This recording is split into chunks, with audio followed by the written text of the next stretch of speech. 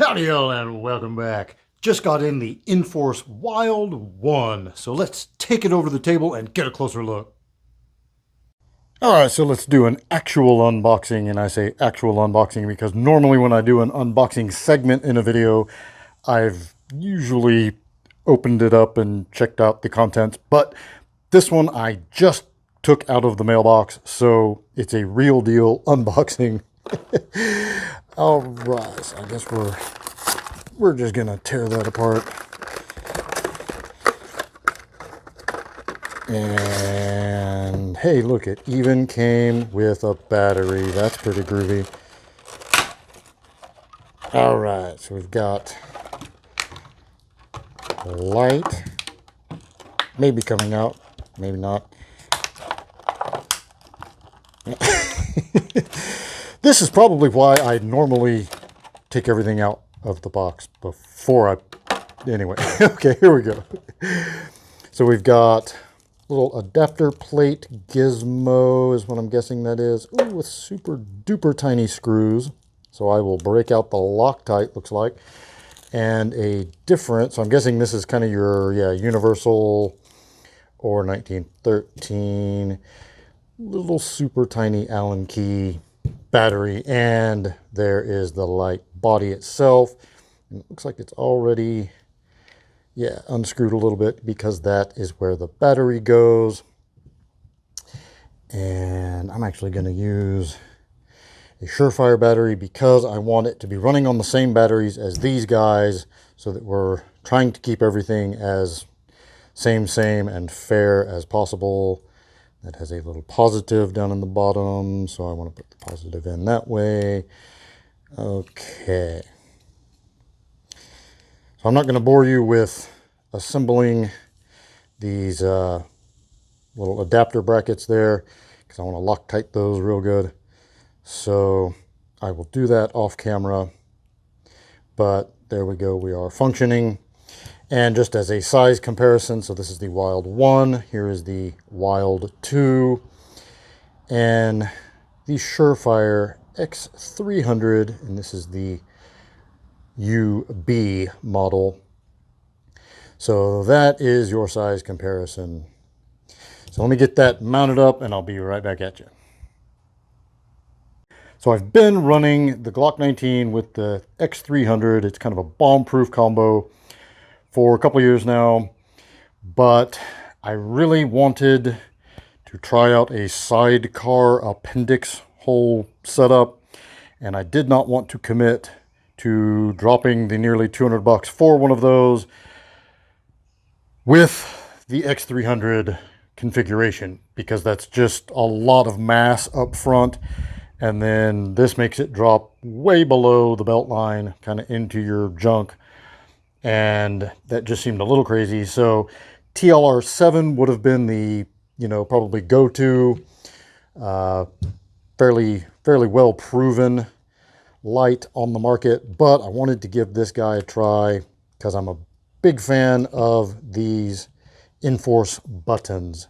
So let me go ahead, now that I got the adapter plate mounted up there, and I'm just going to kind of get it on there. Not going to get it real tight. We are safe and clear, but that gives you an idea. So that's just a whole lot less coming out in front of the muzzle, and I think it's going to be a whole lot more likely that I will actually carry it out in the world without having to worry about it digging down into my junk.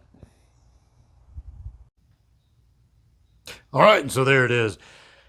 I am really a big fan of the Inforce design language, to steal a Coleon Noirism. In particular, I'm a big fan of the fact that, granted, this is just how it comes together on the Glock 19. It won't work that way for every handgun, but probably would be similar for like a Smith & Wesson M&P compact, is that you do not have any switches or levers extending back this way into the trigger well, meaning when you go to put your finger there, nothing gets in the way and blocks your entry into the trigger well. It drives me crazy when light switches come back that far. Also, I'm a big fan of this. just sleek profile going that way, and easy access that way. Or if you want to come over with your support hand thumb, it's right there, same thing. So it's just super intuitive. These paddles are giant, they're impossible to miss, and I really like that. So now I have to wait for it to get dark, and I'll get outside and do some beam comparisons, and I'll try to remember to get one from inside this time. All right, so it's about 9 o'clock. It's not completely dark out. Still a little bit of light in the sky, but I think it's dark enough to go ahead and get this mission accomplished. So let's lead off with the Surefire X300. And those trees right there are about 15 yards from the camera. So that's the X300. Get the hot spot right up on the trees. There we go. Here is the Wild 2. And here is the little Wild 1. So running those again. Wild 1, Wild 2, Surefire,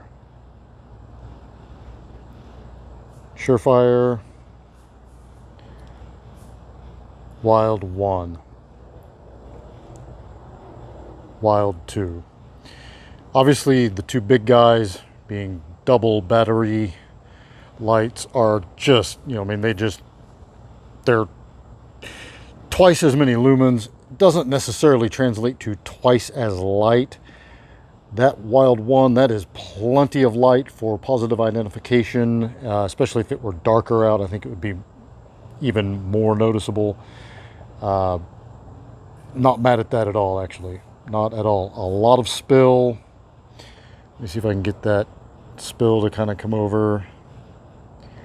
So there's the edge to the right of your screen. There's the edge to the left of your screen.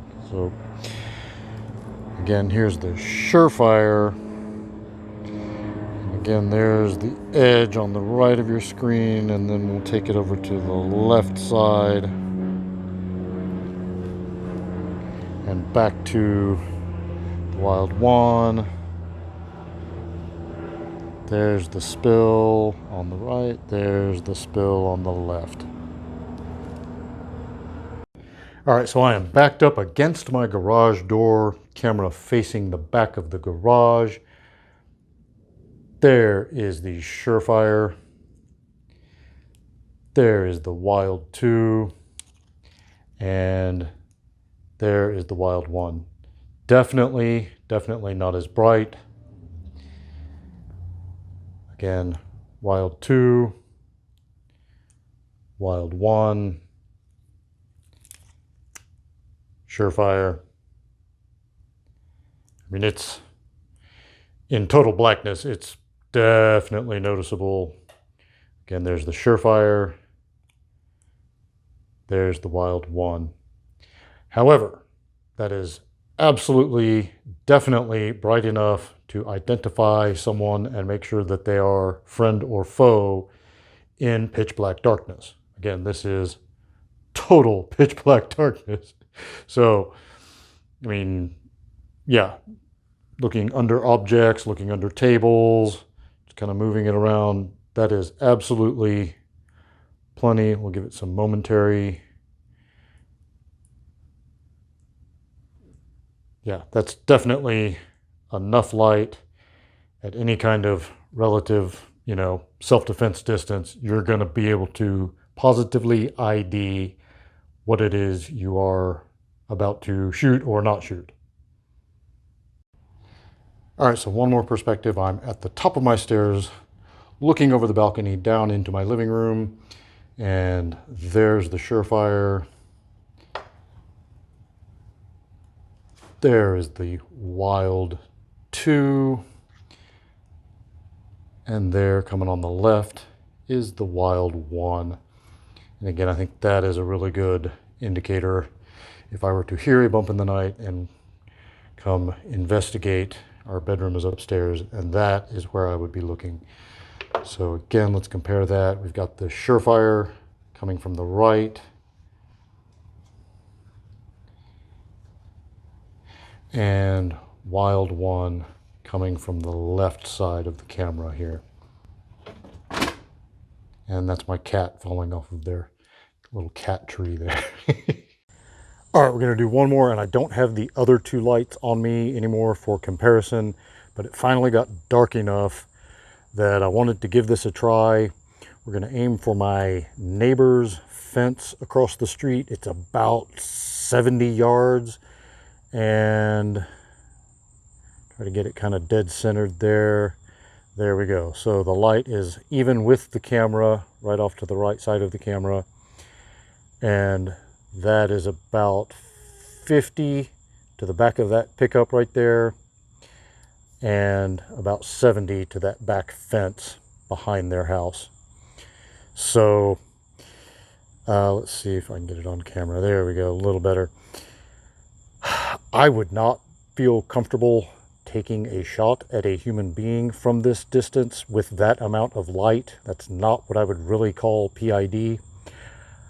Then again, I wouldn't probably be taking a shot that far with a Glock 19 in the first place. If they're that far away, I'm going to call 911 and go hide in my house. But anyway, I just kind of wanted to show, you know, in all fairness, the deficiency. If you are a cop or first responder of some kind who needs a weapon-mounted light on a handgun, this would not be the option I would take. I would go for something with at least 1,000 lumens. All right, so there we go. So I am remiss in not having a TLR7. That really would be the light I think that should go head-to-head against this one. But a lot of y'all have X300s, and it's kind of the gold standard of pistol lights. So I feel like that is a fair thing to at least show, kind of compare and contrast. One more thing on function, in case you're not familiar with the Inforce, is if you momentary hold in and release, works like that. Or if you want permanent to stay on, you just click it one time. So one time and it's on, or looking and holding and release, like so. So it's super, super easy. The paddles are huge. They're impossible to miss. And that I really, really like.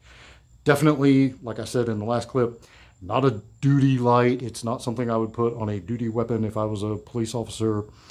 But for home defense, especially if you live in the suburbs like I do, it's plenty. You shouldn't be shooting at anything farther away than this light will give you positive identification with. So, my personal opinion.